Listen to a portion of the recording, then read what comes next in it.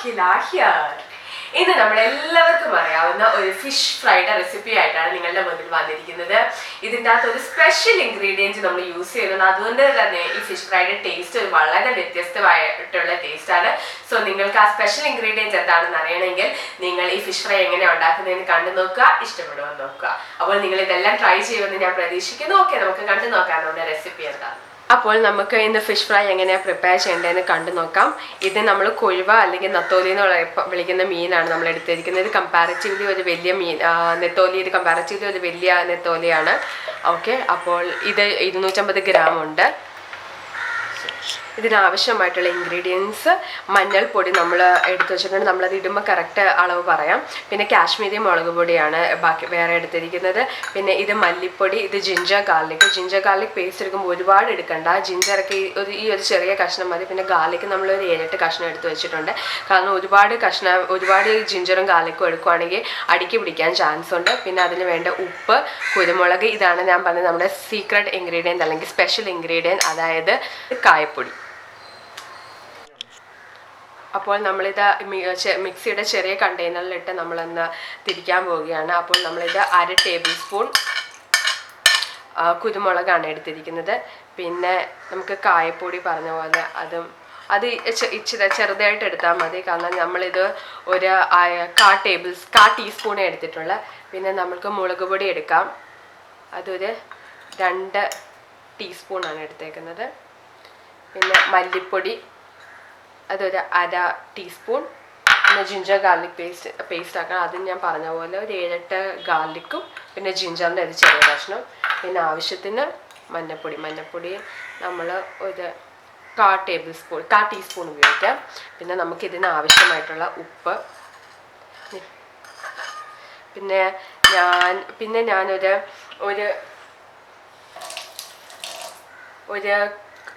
2 teaspoon വെള്ളം കൂടെ add ചെയ്യുന്നുണ്ട് ഇതിൻ്റെ കൂടെ. കാരണം ഇതൊന്ന് അരഞ്ഞ് കിട്ടാൻ വേണ്ടിയാണ്. അപ്പോൾ നമുക്കിത് മിക്സിയുടെ ചെറിയ കണ്ടെയ്നറിലിട്ട് അടിച്ചു. അപ്പോൾ നമ്മളിത് മിക്സിയിലിട്ട് അടിച്ചപ്പോൾ നമുക്ക് ഈ ഒരു പരുവത്തിലാണ് കിട്ടിയിരിക്കുന്നത്. അപ്പോൾ നമ്മളിനി ഇതിലേക്ക് 1 ടീസ്പൂൺ ഓയിലും കൂടെ, അതായത് നമ്മൾ വെളിച്ചെണ്ണയാണ് ഒഴിക്കുന്നത്, ടീസ്പൂൺ ഓയിലും കൂടെ ഒഴിക്കണം. എന്നിട്ട് നമ്മളുടെ കയ്യിൽ ഒന്നുകിൽ നമുക്ക് നിങ്ങളുടെ വിനാഗിരി അവൈലബിൾ ആണ്, നിങ്ങൾക്ക് അതിടാം. അല്ലെങ്കിൽ വിനാഗിരി ഇഷ്ടമല്ലാത്ത ആൾക്കാർക്ക് ഒരു നാരങ്ങ പകുതിയായിട്ട് സ്ലൈസ് ചെയ്തിട്ട് അതിൻ്റെ നീരിടാം. അപ്പം നമുക്കൊരു ചെറിയ പുളിയും ഒക്കെ കിട്ടും.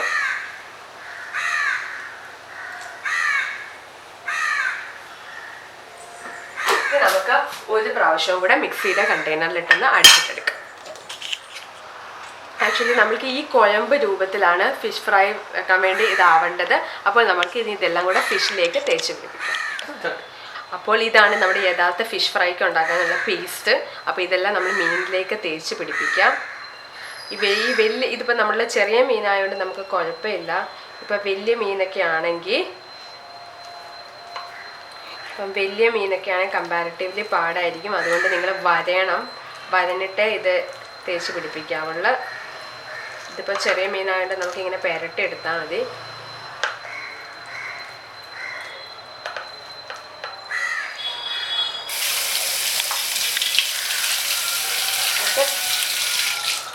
ഇതിപ്പോൾ നമ്മൾ ഫിഷിന് ഫുൾ അരപ്പൊക്കെ തേച്ച് വെച്ചേക്കുവാണ്. നമ്മളൊരു 15 മിനിറ്റ്സ് അല്ലെങ്കിൽ 20 മിനിറ്റ്സിൽ നമ്മൾ ഫ്രിഡ്ജിൽ മാരിനേറ്റ് ചെയ്യുവാണ്. ഇതിലേക്കെല്ലാം കഷ്ണത്തിലേക്കെല്ലാം ഈ മസാലകൾ പിടിക്കാൻ നല്ലതാണ്.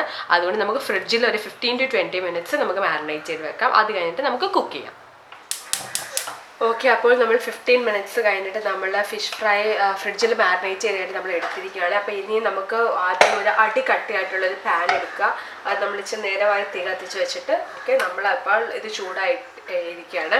അപ്പോൾ നമുക്ക് വേണമെങ്കിൽ ഷാലോ ഫ്രൈ ചെയ്യാം. അല്ലെങ്കിൽ ഡീപ്പ് ഫ്രൈ വേണമെങ്കിൽ നമുക്ക് കൂടുതൽ എണ്ണ ഒഴിച്ച് ചെയ്യാം. അപ്പോൾ ഞാനിവിടെ ഭയങ്കര ഡീപ്പ് ഫ്രൈ ഒന്നുമല്ല ചെയ്യുന്നത്.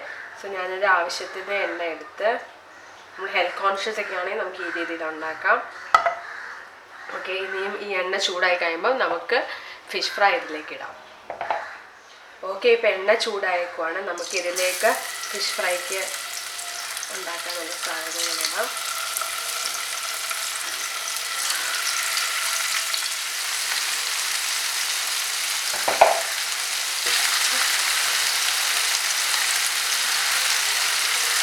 അപ്പോൾ നമ്മളിതെല്ലാം കൂടെ കറക്റ്റ് ആക്കി. നമ്മളെപ്പോഴും മീൻ വറുക്കുമ്പോൾ ശ്രദ്ധിക്കേണ്ടതെന്ന് വെച്ചാൽ നമ്മൾ ആദ്യം ഒരു 5 മിനിറ്റ് 2 മിനിറ്റ് ഇച്ചിരി ഫ്ലെയിം കൂട്ടിയിട്ട ഉടനെ അത് കഴിഞ്ഞിട്ട് നമ്മൾ ഫ്ലെയിം കുറച്ച് വെച്ചിട്ട് വേണം മീൻ ഫ്രൈ ചെയ്യാൻ. എന്നാലേ മസാലകളൊക്കെ എല്ലായിടത്തും പിടിച്ചിട്ട് അല്ലെങ്കിൽ അടി കരിഞ്ഞു പോകാനുള്ള ചാൻസ് ഉണ്ട്. അപ്പോൾ ഞാൻ തീ ഭയങ്കരമായിട്ട് കുറച്ചിട്ടേക്കാണ്. എന്നിട്ട് ഇനി നമ്മൾ മൂടി വെച്ചിട്ട് നമുക്കിത് ഫ്രൈ ചെയ്തെടുക്കാം.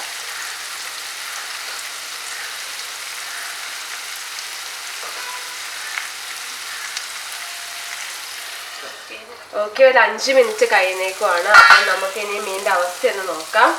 ഓക്കെ, ഇത് കുഴപ്പമില്ല, സീനൊന്നുമില്ല. നമുക്ക് തിരിച്ചിടാം എല്ലാ മീനും.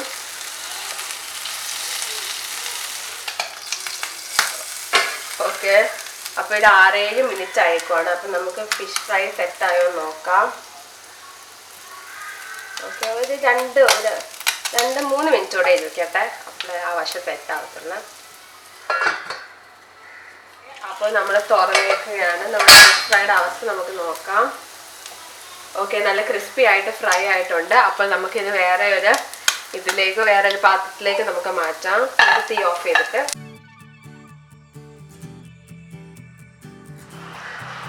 അപ്പോൾ ഓക്കെ, ഇന്ന് എൻ്റെ ഫിഷ് ഫ്രൈ ടേസ്റ്റ് ചെയ്തിട്ട് അഭിപ്രായം പറയുന്നത് എൻ്റെ ഹസ്ബൻഡും 1.5 വയസ്സുള്ള മോളുമാണ്.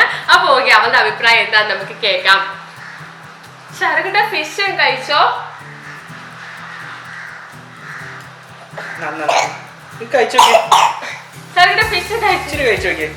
മോമിലുണ്ടാക്കിയ ഫിഷ് ഒന്ന് കഴിച്ചു നോക്കി. അപ്പൊ കഴിക്കട്ടെ.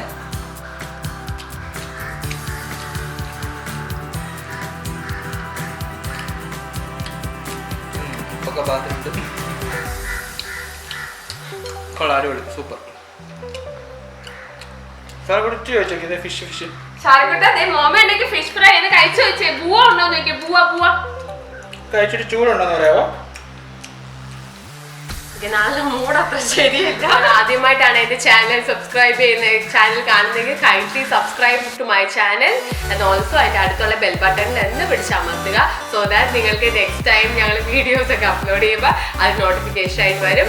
ഓക്കെ, അപ്പൊ until next time we meet. ടാറ്റാ. അപ്പോൾ ഇതിനെ ചില നാട്ടിൽ കൊഴുവാന്ന് വിളിക്കും, ചില നാട്ടിൽ നെത്തോലി എന്ന് വിളിക്കും. ഞങ്ങളുടെ നാട്ടിൽ കൊഴുവാന്ന് വിളിക്കുന്നത്. അതുകൊണ്ട് ഞാൻ ഇതിനെ കൊഴുവാന്ന് പറഞ്ഞാണ് നിങ്ങളുടെ മുന്നിൽ ഇൻട്രൊഡ്യൂസ് ചെയ്യാൻ പോകുന്നത്. ഇതിപ്പോൾ 250.